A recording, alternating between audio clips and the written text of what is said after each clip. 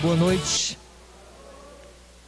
Saúdo a todos com a graça e a paz do nosso Senhor Jesus Cristo, tanto os que estão presentes, como aqueles que estão a nos acompanhar através das redes sociais. O ancião aqui permitiu que eu tirasse a máscara, né? Já que nós estamos numa distância segura. Qualquer coisa, reclame a ele.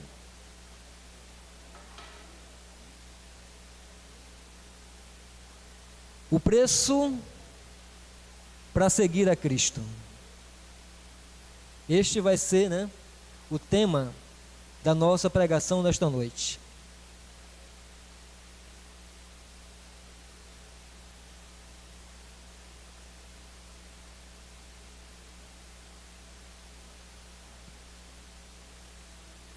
Baseado exatamente nessa questão do preço para seguir a Cristo, com muita propriedade e beleza, um homem chamado Elon Foster, ele conseguiu relacionar numa pequena estrofe 3 palavras que exatamente apelam à nossa consciência a respeito do preço para seguir a Cristo Jesus. Ele diz o seguinte: você compreende bem o valor das palavras Deus, momento e eternidade? Um Deus que tudo vê, ou se você quiser aplicar a você pessoalmente, um Deus que te vê, um momento que foge de ti, uma eternidade que te aguarda. Um Deus a quem serves tão mal, um momento do qual tiras tão pouco proveito, uma eternidade que arriscas tão irrefletidamente,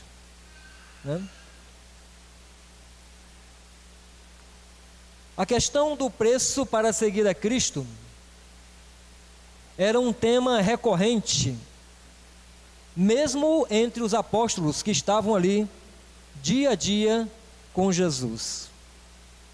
Abra sua Bíblia no Evangelho de Mateus, capítulo 13. Mateus 13.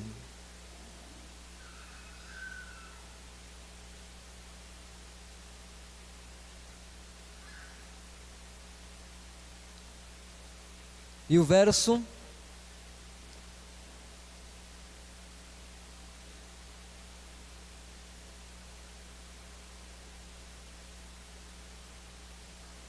perdoe-me, acho que eu troquei aqui. Só um momentinho. É 19 e 27.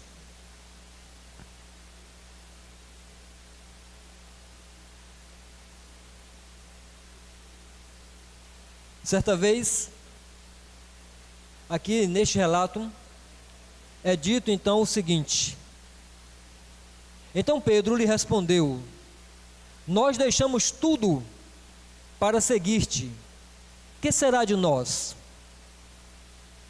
Jesus lhe disse: digo-lhes a verdade, por ocasião da regeneração de todas as coisas, quando o Filho do Homem, acharam? 19, Mateus capítulo 19, versículo 27. 19 e 27. Acharam? Muito bem. Então Pedro lhe respondeu: nós deixamos tudo para seguir-te, que será de nós? Jesus lhe disse: digo-lhes a verdade, por ocasião da regeneração de todas as coisas, quando o Filho do Homem se assentar em seu trono glorioso, vocês que me seguiram, também se assentarão em 12 tronos, para julgar as 12 tribos de Israel. E todos os que tiverem deixado casas, irmãos, irmãs, pai, mãe, filhos ou campos por minha causa, receberão 100 vezes mais e herdarão a vida eterna. Contudo, muitos primeiros serão últimos, e muitos últimos serão primeiros. A última frase está conectada exatamente à questão do preço para seguir a Cristo. Diante do seu auditório, quando Cristo apelava para que o seguissem, ele sempre deixava bem claro que não desejava que essa decisão fosse tomada apenas por emoção, mas que os seus ouvintes analisassem se eles estavam dispostos a pagarem o preço para segui-lo. Essa declaração de Pedro, ela é feita dentro do contexto quando aquele jovem rico, aproxima de Cristo e diz que deseja segui-lo. Mas quando ele é confrontado com o preço a pagar, pelo menos para ele, naquele momento, ele desiste. E para ele, o preço era demasiado. Dentro do auditório de Cristo, nós poderíamos destacar pelo menos 3 reações ao apelo de segui-lo. A primeira, essa do jovem rico, seria exatamente a recusa, a não aceitação. Outros ficavam na indecisão, ficavam pesando, quem sabe, por muito tempo a questão e ficavam sempre na indecisão. E o terceiro grupo era aqueles que aceitavam o convite, pesavam o preço e diziam: vale a pena, vale a pena seguir a Jesus. Foi exatamente o que nós cantamos. Na sua carta aos Efésios, no capítulo 5, verso 15, o apóstolo Paulo fala o seguinte para aqueles que aceitaram seguir a Cristo. Não podemos esquecer que seguir a Cristo nunca será uma imposição. Cristo nunca impôs nenhuma uma condição, para que você o seguisse. Pelo contrário, Ele oferece essa possibilidade. E como você e eu fomos dotados da livre escolha, o seguir a Cristo só será aceito se for uma escolha da sua livre vontade. Agora, ele também deixa bem claro que há um preço a pagar para isso. Isso você deve ter bem claro em sua consciência. O que é que diz aqui o texto? Pode acontecer que você tenha que deixar casas, irmãos, irmãs, pai, mãe, filhos, campos, por amor a Ele, para segui-lo. Então o preço é deixado bem claro. Agora, se você decidiu segui-lo, então no livro de Efésios, capítulo 5, verso 15, diz o apóstolo: então, veja prudentemente como você agora o segue. Vede prudentemente como você anda. Por quê? Porque depois que nós aceitamos o chamado, depois que você aceita o convite, lembre-se que você ainda estará numa luta, constante aqui nesta terra. Cristo não chamou a mim e a você para sermos ermitões, vivermos afastados das pessoas, afastados do mundo. Pelo contrário, Ele nos disse que nós permaneceríamos no mundo e contaríamos com a sua graça, com o seu favor, com o seu poder, para exatamente representá-lo, e para a transformação e desenvolvimento do nosso caráter, a semelhança do dele próprio. Só que os prazeres da carne, o amor ao dinheiro, o apego às coisas materiais e o espírito de competição, tudo isto contribui para que Deus, como falamos no início, a eternidade, fiquem fora das prioridades cristãs. O que pesa, na verdade, para muitos é o momento. E isso ainda temos com um grande engenho e arte, a mídia expondo diariamente diante de nós um modelo de comportamento que é incompatível com a santificação daqueles que andam com Cristo, com a santificação sem a qual nenhum de nós verá a Deus. Você aceita Cristo, você aceita o chamado, você quer segui-lo, mas fique sabendo que todos os dias, nós vamos estar sendo bombardeados com a propaganda de estilos de vida que não são correspondentes àqueles que dizem serem seguidores de Cristo, serem cristãos. E eu e você não podemos ser ingênuos de achar que nós não seremos afetados por isso. É evidente que muitas vezes vemos os professos cristãos adotando um estilo de vida, um comportamento que é totalmente contrário a um seguidor de Cristo. Isso é evidente. E por que isso acontece?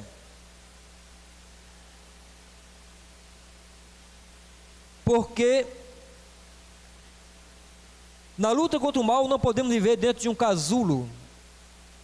Após os nossos momentos de devoção, após os nossos momentos de comunhão, nós temos que sair para o mundo real, para ganhar o pão e testemunhar do que Cristo fez por nós e em nós. Tá? Agora, a grande questão é que para eu e você não adotarmos comportamentos que não condizem com estarmos andando em santificação, é necessário que você deixe de olhar as vitrines do pecado e possamos ser mais atentos às vitrines que o Espírito Santo coloca diante de nós em nossa mente. Mas isso é uma questão também de escolha pessoal, pois está escrito em Filipenses 4:8, nessa vitrine que o Espírito Santo coloca diante de nós, diz assim: por sua decisão e escolha, irmãos, tudo que é verdadeiro, tudo que é respeitável, tudo que é justo, tudo que é puro, tudo que é amável, tudo que é de boa fama, se alguma virtude há e se algum louvor existe, seja isso o que ocupe o vosso pensamento. Se nós estivermos dando a devida atenção a essas vitrines do Espírito Santo, você terá uma maior facilidade de caminhar exatamente na santificação, sem a qual nenhum de nós verá o Senhor. Eu e você cremos, que o processo da salvação, ele ocorre em duas etapas: a justificação e a santificação. E ambas elas ocorrem simultaneamente, elas correm juntas, tá bom?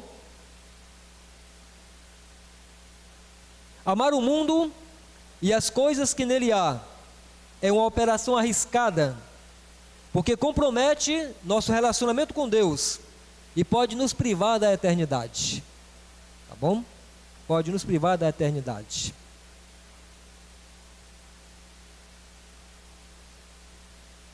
Abra suas Bíblias, por favor, comigo agora, no livro de Hebreus, a carta aos Hebreus.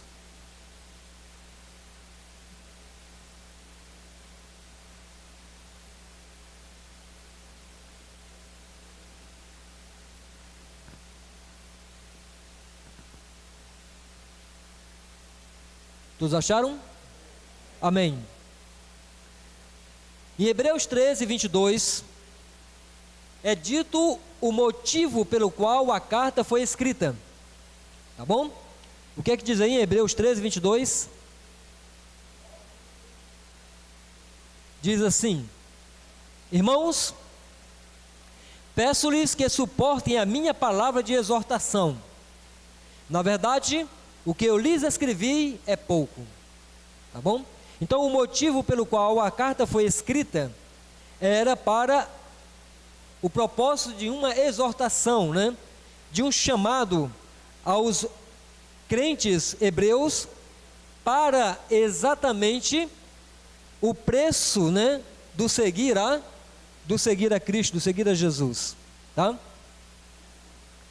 A maioria da audiência dessa carta era de origem judaica e que tinham aceitado o chamado de Cristo. Eles tinham se tornado cristãos, mas o preço começou a ser cobrado. E veja o que aconteceu. Eles tinham sido cristãos por algum tempo.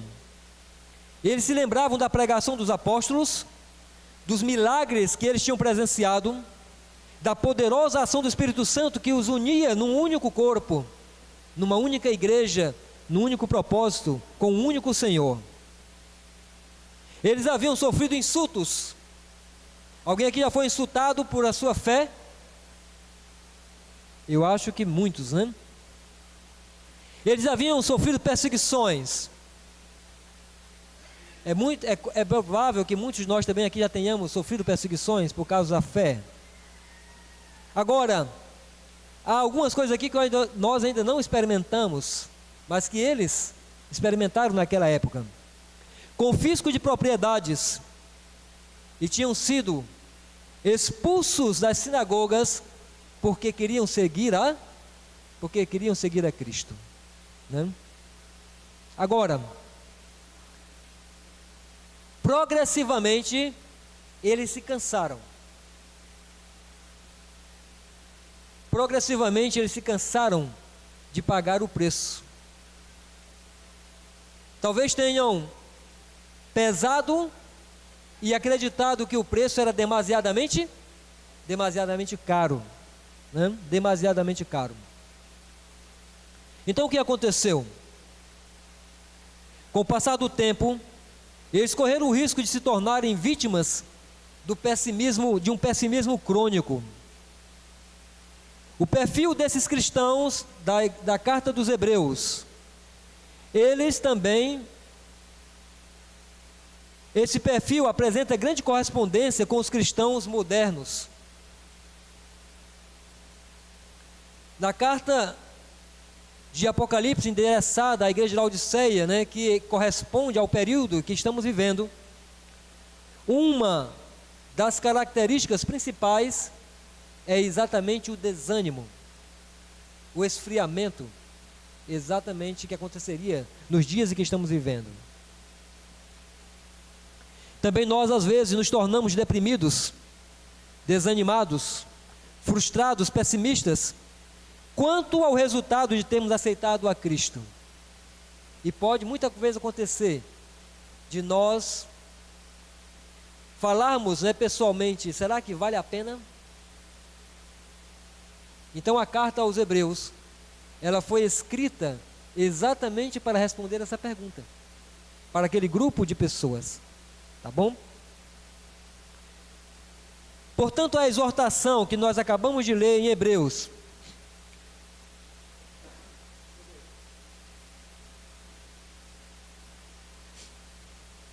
se aplica também a nós hoje, que muitas vezes olhamos a vida cristã como que através, né, de vidraças partidas, através apenas das dificuldades, tá?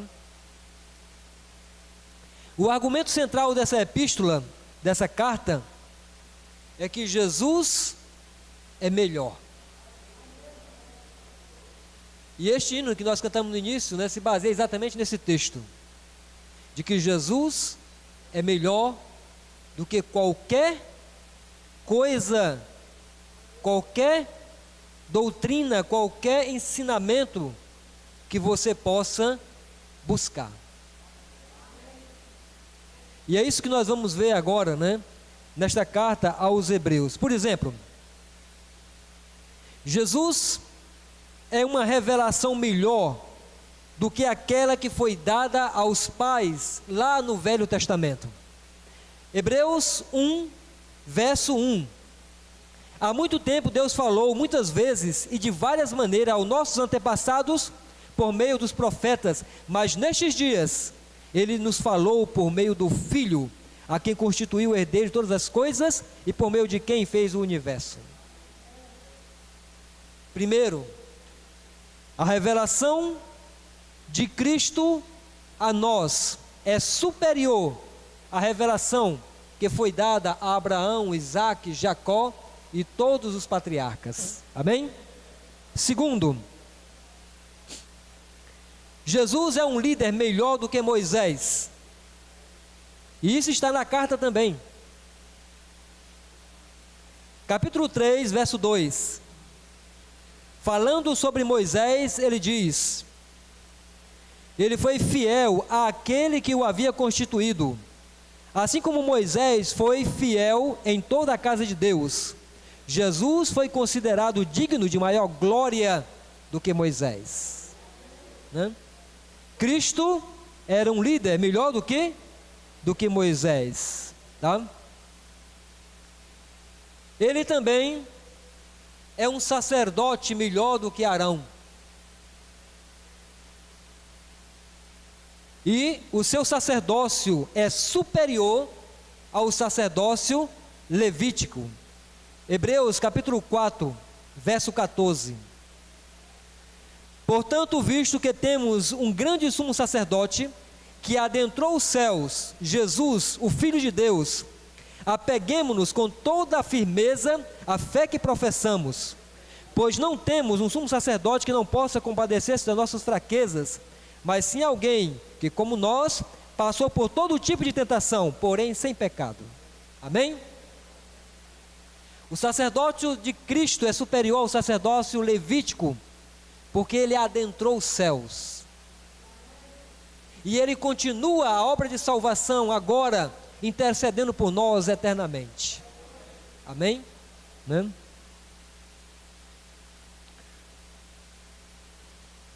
Cristo estabeleceu um concerto superior àquele que nós estudamos recentemente na escola sabatina, que aparece no Velho Testamento, por ocasião do Sinai e por ocasião do livro de Jeremias, tá? Ainda no livro de Hebreus,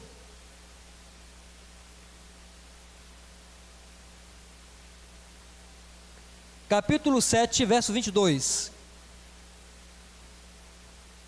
Jesus tornou-se por isso mesmo a garantia de uma aliança superior. E no verso 26, é de um sumo sacerdote como este que precisávamos, santo, inculpável, puro, separado dos pecadores, exaltado acima nos céus. Amém? Seu sangue é melhor do que o sangue de touros e bodes, porque está escrito aqui também no livro de Hebreus, né? É impossível que sangue, né, de touro e bodes possam perdoar pecados, tá?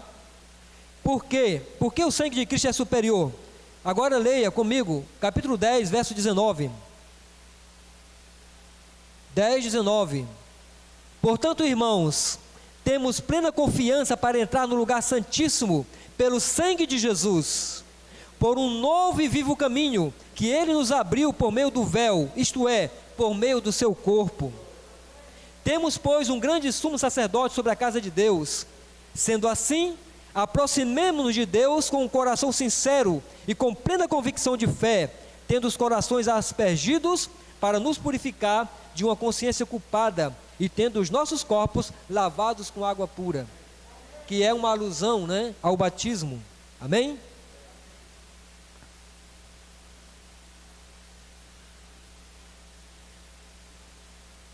E em Cristo esperamos uma pátria melhor do que a Canaã do sonho israelita, né? Capítulo 11, verso 13. Todos estes que falamos agora no Velho Testamento viveram pela fé e morreram sem receber o que tinha sido prometido. Viram-no de longe e de longe o saudaram, reconhecendo que eram estrangeiros e peregrinos na terra. Os que assim falam mostram que estão buscando uma pátria. Se estivessem pensando naquela de onde saíram, teriam oportunidade de voltar. Em vez disso, esperam eles uma pátria melhor, né? Isto é, a pátria celestial. Por esta razão, Deus não se envergonha de ser chamado o Deus deles, e lhe preparou uma cidade melhor que a cidade santa de Jerusalém, lá do Velho Testamento. Percebem que a ênfase de toda a carta é apresentar para os seus ouvintes, para aqueles que tinham tomado a decisão de seguir a Cristo, de que eles não tinham feito a escolha errada, de que Cristo era superior, de que Cristo era melhor, de que qualquer coisa que eles tinham aprendido no judaísmo.